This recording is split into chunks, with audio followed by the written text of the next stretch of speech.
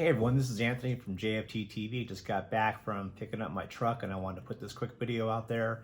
I'll let you all know about my experience going down there to pick it up and coming back today. I also want to talk about some things to be careful for and watch for and be prepared for, as I did get pulled over in Iowa, and I'll talk to you about that in a few minutes.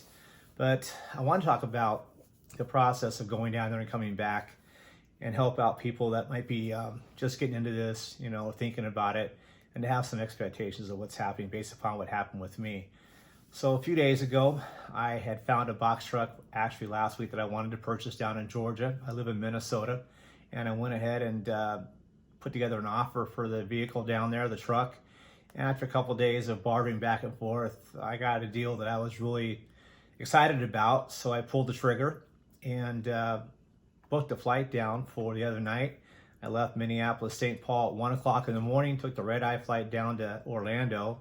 And a 2-hour layover ended up being a 4-hour layover due to 2 hours of maintenance, something going wrong with the airplane. So got that all straightened out. I flew into Atlanta and got in Atlanta probably about 10 o'clock in the morning, and then took a Uber over to the Ryder dealership in Atlanta, Georgia. Anyway, it took a couple hours for the wire transfer to go through. And while I was waiting, I went and had some lunch and kind of waited around talking to the banker, the salesperson there, and financing, getting the thing all put together. And about noon, I got the keys to my brand new 26-foot box truck. It's a 2020 M2 106 automatic Cummins motor, Allison transmission. Super happy driving that back. And I'll talk more about that in a later video. But this video is really about talking about the trip back and really be prepared for what that, for what happened and what needs to make sure that you're taken care of as far as picking that up, So on the way back there, I've been up all day the previous day, couldn't sleep very well as far as, having to get to the airport, didn't sleep at all, tried to. And that whole flight out there was a long, arduous one in the wait. So when I got to the Penske dealership, or the Ryder dealership, I was already tired. And driving back, the biggest fear I had was a lot of anxiety and be nervous about the vehicle itself, making sure that I was safe with it, turning, getting into places, parking, fueling, a lot of things I'd studied but never did. And because of that, I had a little bit of intrepidation going on. So when I drove back, I can see how it's really important to understand what happens with Department of Transportation and the reason that there's all these rules in place, because obviously I quickly realized, having no experience in spite of the months of research, looking things up, asking questions, and doing some networking, and I knew this was going to happen once I got in that vehicle. It was going to be, learning there as we went, and I did feel that right away, that this is something that takes a little bit of patience and practice, and I was grateful that I had that 1,200-mile trip back.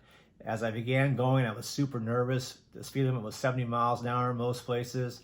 I was doing 45, 40, 50 miles an hour, very nervous. And as time went by, I did get more accustomed to it and felt some comfort with it. When I was pulling into truck stops to get some gas and or rest, backing up into places, did a really good job with that, but took my time, had a lot of patience, but I could see how a lot of practice will make that much easier. So as I'm driving back, I hit a snowstorm. I was in it for about 8 hours. It was about 34, 35 degrees. And the temperature had gone from like 80 degrees in Atlanta to where it was dropping by the time I got into Missouri and Kansas. And I had to fight this system all the way back up into Iowa. Well, just this morning, I woke up short of Iowa to make the last trip in here. And I was driving through Iowa. I looked up behind me, and a bunch of red and blue lights were on. I'm thinking, am I driving too slow? Didn't know what was going on, if they were even pulling me over. But obviously, I kept looking in the rear view mirror, side mirrors, and it was pulling me over. So I pulled over, and a little bit of a long story short, the officer had me pull up towards the stop sign, get out. It was much more safe. It was very slippery and icy out, and he had me get in his vehicle. It became quite evident that I was brand new. He asked me the name of my company. Did I have my driver's license? Did I have insurance? All this kind of stuff. I had a bunch of stuff saved on my phone that I was able to provide for him, and he was happy with that. But one of the first things he asked me is, do I have my paper logs? Because I didn't have an ELD. And my response was, Well, I didn't think I had to have that. I do have a book, but I haven't been using it. I was told and thought that there was no reason to fill that out because I was just driving it home. It wasn't hauling anything, and kind of a conveyance as I understood it. And you all could tell me, obviously in the comments, that why I was wrong and whatnot. But he quickly informed me that no, I needed to have either an ELD running or paper logs. That the vehicle itself, driving it, whatever, needs to be logged. So right there, I began to get nervous. And I've got 26 years in recovery, and all of a sudden I got cotton mouth. Was a little bit tongue-tied. I've been driving for a lot of hours. I felt like I was bugging out, and he was thinking I was probably high. So a lot of emotions going on sitting in that cop car, but I was being as honest as I could. And everything's going off in my head about, he asked me to fill out the logbook if I knew how to. So I began to fumble around with mine using his pen. Pretty much at that point, he said, hey, I believe you that you, based on what you told me. I told him that I had been going through a bunch of Facebook groups, watched hundreds of hours of YouTube videos, called the FMCSA multiple times, put on hold, never got through, networked with asking questions, and I knew I didn't know everything, and I was embarrassed. And I said I wanted to do my best, hadn't had a ticket in 10 years. And he said, yeah, if I've looked you up, you do have a clean record. I'm not going to give you a ticket, but I'm going to give you a warning. And I want you to make sure that you start using this logbook. So he asked me to go ahead and go over to the Walmart about a mile down the road and fill it out. It took me about 25 minutes to get the 3 days filled out.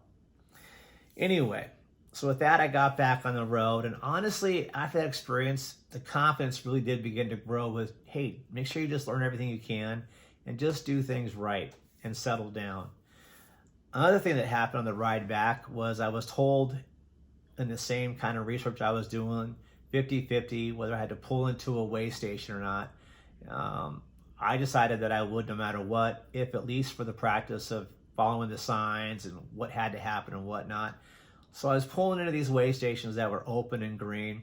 And I remember following the signs. I did a pretty good job with that. Never had anybody say, hey, pull over here, I want to check you out. But I did pull behind one somewhere in Kansas or Missouri somewhere.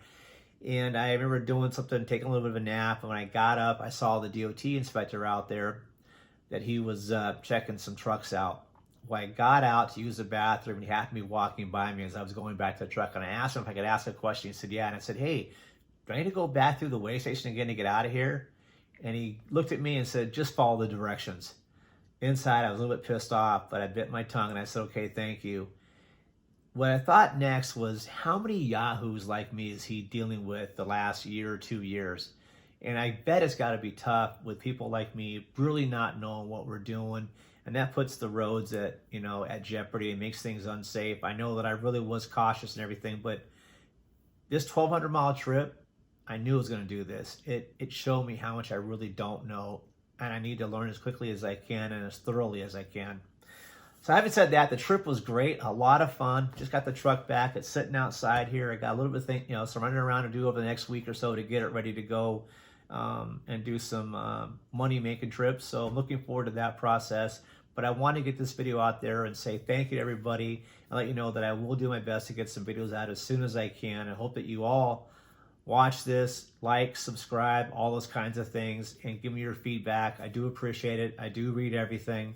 And I hope you all have a great day. Thanks.